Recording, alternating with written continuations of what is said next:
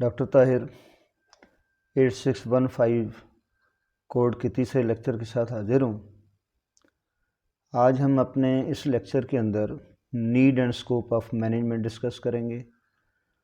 اس کے بعد significance of management in education sector, اس پہ بات ہوگی۔ تو سٹارٹ لیتے ہیں need and scope of management سے۔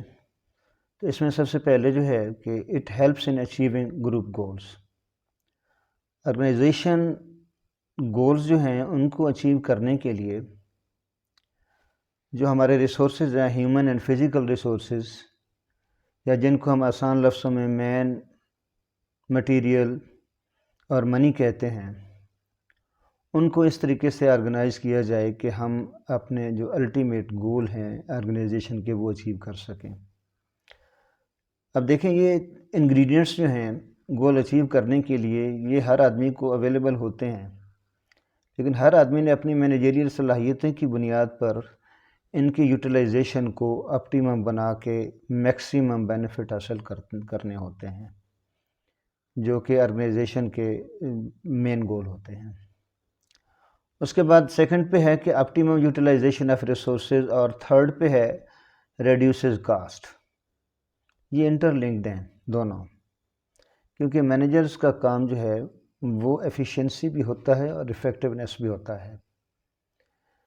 یہ دو لفظ ہم عام طور پر سنتے رہتے ہیں، لیکن ان کے جو ٹپیکل میننگ ہیں مینجمنٹ کے اندر وہ یہ ہیں کہ ایفیشنسی اس بات کو ظاہر کرتی ہے کہ ہم منیمم ریسورسز سے میکسیمم بینیفٹ حاصل کریں۔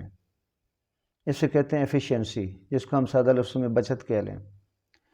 افیکٹونیس یہ ہوتی ہے کہ ہم نے میکسیمم جو آبجیکٹیو ہیں وہ اچیو کرنے ہیں۔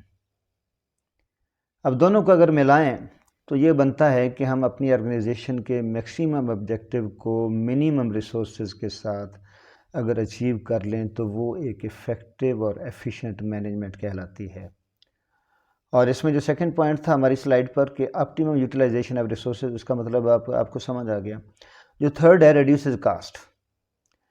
جب ہم افیکٹولی اور ایفیشینٹلی یوز کریں گے، یعنی منیمم ریسورسز سے میکسیمم بینیفٹ، تو اس میں کاسٹ کو کم کریں گے۔ کیوں؟ اس میں جو ویسٹیج ہے اس کو بھی کم کر کے، اس میں جو ریڈنڈنسی ہے، ریپیٹیشن آف ورک ہے، اس کو بھی کم کر کے تو ہم کاسٹ کو کم کرتے ہیں۔ لہذا اس طریقے سے مینجمنٹ اپنا رول پلے کرتی ہے۔ اس کے بعد ہے اسٹیبلش ساؤنڈ آرگنائزیشن۔ آرگنائزیشن جو ہے وہ اپنے سٹرکچر پر ڈیپینڈ کر رہی ہوتی ہے۔ سٹرکچر کیا ہے؟ اس کے ڈویژن آف ورک ہے، اس کے جو ڈپارٹمنٹس ہیں، اس کے جو ڈویژنز ہیں، کام کی تقسیم ہے۔ اس میں ہر آدمی کو یہ پتہ ہونا چاہیے کہ ہو ول رپورٹ ٹو ہوم، یعنی کس کا باس کون ہے، یا باس کو پتہ ہونا چاہیے کہ اس کے سب آرڈینیٹ کون ہے، آرڈر کہاں سے لینا ہے، رپورٹس کہاں جمع کروانی ہیں۔ یہ ساری چیزیں جو ہیں یہ آرگنائزیشنل سٹرکچر کا حصہ ہوتی ہیں۔ آپ اس میں دیکھیں کہ اگر ایک مینیجر اپنی ویکنسیز فل کرنے کے لیے right person for the right job والے اصول پر عمل کرے گا تو اس کی جو ریزلٹس ہیں، اس کی اچیومنٹ ہے وہ میکسیمم ہوں گی، تو آرگنائزیشنل گول بھی میکسیمم ہم اچیو کر سکیں گے۔ نیکسٹ پوائنٹ ہے اسٹیبلشز ایکویلیبریم۔ اب ایکویلیبریم میں کیا ہے کہ ہر آرگنائزیشن جو آئسولیٹ نہیں کام کر رہی ہوتی ہے، وہ کسی انوائرمنٹ کے اندر کام کر رہی ہوتی ہے۔ اسے انوائرمنٹ پر نظر رکھنی چاہیے، انوائرمنٹ کی چینجز کو بھانپنا چاہیے، اپرچونٹیز اور تھریٹس کو دیکھنا چاہیے، اور چینجز کو بھانپ کر جو بھی آرگنائزیشن اپنے آپ کو اڈیپٹ کرتی ہے اور چینجز کو ایکسیپٹ کرتی ہے، چیلنجز کو ایکسیپٹ کرتی ہے، وہی آرگنائزیشن سروائیو بھی کرتی ہے اور پروگریس بھی کرتی ہے۔ اس کے بعد نیکسٹ پوائنٹ ہے ہمارا essential for prosperity of society. جب ہم اوپر والے اصولوں پر عمل کریں گے جو ہم نے مینجمنٹ کی یعنی دیکھے ہیں، تو اس سے یہ ہوگا کہ جب ایفیشنسی بڑھے گی، ہماری جب کاسٹ کم ہوگی، پروڈکشن بڑھے گی، اس سے جو مینوفیکچرر ہے اس کو فائدہ ہوگا۔ جب اس کو فائدہ ہوگا تو وہ اپنی انڈسٹری کو اور بڑھائے گا۔ جب انڈسٹری کو بڑھائے گا تو میکسیمم لوگوں کو امپلائمنٹ ملیں گی.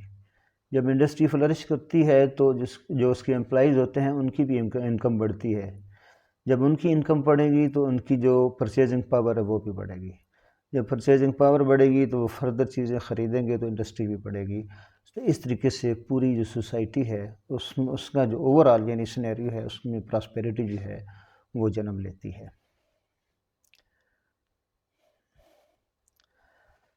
اب چلتے ہیں جی significance of management in education پہ چلتے ہیں.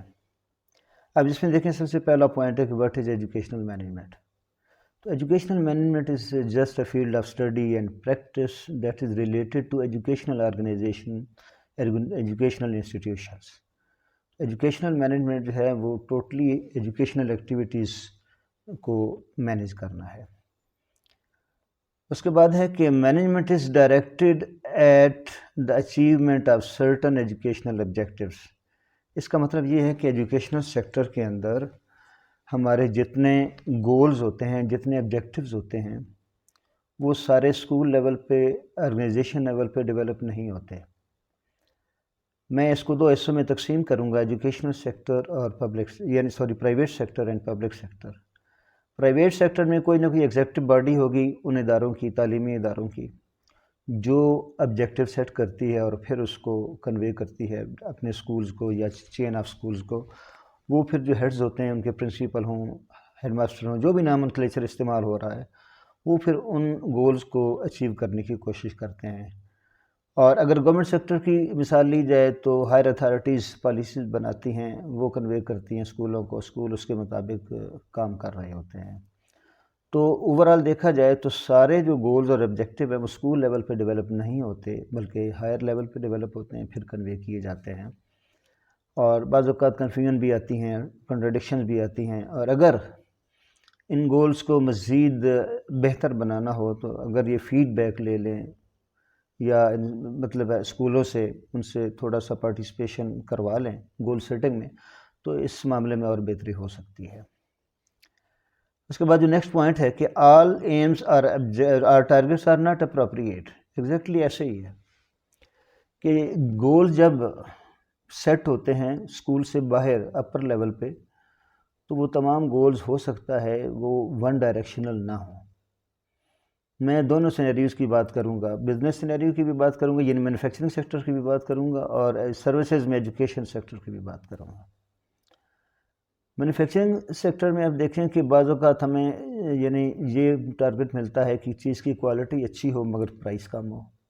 اگر دیکھا جائے تو دونوں کنٹراڈکٹری ہیں لیکن ہمیں کہیں نہ کہیں ٹریڈ آف کر کے انہیں سیٹ کرنا پڑتا ہے. ایجوکیشن سیکٹر کی جب بات کرتے ہیں تو ہم کہتے ہیں جی میکسیمم انرولمنٹ بڑھا دیں، بچوں کا داخلہ بڑھا دیں اور رزلٹ بھی اچھے ہوں. تو یہ دونوں ٹارگٹ جو ہیں یہ ایک دوسرے کے الٹ بنتے ہیں اور پھر یہ مینجمنٹ کی اپنی ایبلٹی ہوتی ہے کہ ان کو کیسے وہ مینیج کرتا ہے اور سیٹ کرتا ہے. اس کے بعد جو نیکسٹ پوائنٹ ہے کہ educational management as a field of study and practice was derived from the management principle first applied to industry and commerce. Exactly جو انڈسٹریل ماڈل تھا اس کی مینجمنٹ کا جو ماڈل تھا ایگزیکٹلی اسے اٹھا کے ایجوکیشنل سیکٹر پہ امپلیمنٹ کیا جا رہا ہے. With the passage of time اس میں ڈیولپمنٹ بھی ہو رہی ہیں، اس میں یعنی ایجوکیشنل سیکٹر کو سامنے رکھ کے فردر جو پالیسیز ہیں، فردر جو پرنسپلز ہیں ان کو مولڈ کیا جا سکتا ہے. جیسے کہ ہم نے پہلے لیکچر میں پڑھا تھا یا دوسرے میں پڑھا تھا کہ جو مینجمنٹ ہے یہ سچویشنل مینجمنٹ ہوتی ہے. اکارڈنگ ٹو سچویشن ہم پلان بھی بناتے ہیں، پالیسیز بناتے ہیں. تو ایگزیکٹلی یہی چیز یہاں پہ صادر آتی ہے کہ ایجوکیشنل سیکٹر میں بھی ہم ایجوکیشن کے حساب سے پلان کرتے ہیں یعنی ٹارگٹ سیٹ کرتے ہیں اور اس کے بعد ہم ان کو اچیو کرنے کے لیے اپنی پالیسیز بناتے ہیں. اوکے، نیکسٹ سلائڈ پہ چلتے ہیں. تو اس میں یہ دیکھیں کہ principle of management which can be applied to our organizational setting. اب مینجمنٹ کے کچھ رولز ایسے ہیں، کچھ پرنسپل ایسے ہیں جو ہر قسم کی آرگنائزیشن میں ہم لاگو کرتے ہیں، چاہے وہ مینوفیکچرنگ سائٹ کی ہو چاہے وہ سروسز کی ہو. اس میں ہم مثال یہ دے سکتے ہیں کہ فائنینشیل مینجمنٹ جو ہے وہ ہر ادارے میں ہوتی ہے، چاہے وہ یعنی سروسز ہوں، مینوفیکچرنگ ہو، بزنس آرگنائزیشن ہو، ناٹ فار بزنس ہو. اسی طریقے سے ہیومن ریسورس مینجمنٹ جو ہے وہ ہر ادارے میں ہوتی ہے۔ اس کے بعد دیکھیے کہ انوائرمنٹ سے انٹریکشن، چاہے آپ بزنس آرگنائزیشن میں ہیں، یعنی چاہے آپ ایجوکیشنل سیکٹر میں ہیں، تو دونوں صورتوں میں ہمیں انوائرمنٹ سے انٹریکٹ کرنا پڑتا ہے، ان کی نیڈز کو دیکھنا پڑتا ہے، ان کے ساتھ ہمیں چلنا پڑتا ہے۔ یہ ہماری سروائیول کے لیے اور پروگرس کے لیے، دونوں کے لیے ضروری ہوتے ہیں۔ اس کے بعد دیکھیں کہ ایجوکیشنل سیکٹر کی اسپیسیفکلی اب بات کرتے ہیں کہ education managers are not given teaching assignment. عام طور پر یہی ہوتا ہے کہ جو مینیجر ہوتا ہے اسکول کا، ادارے کا، وہ خود ٹیچنگ میں ڈائریکٹلی حصہ نہیں لیتا۔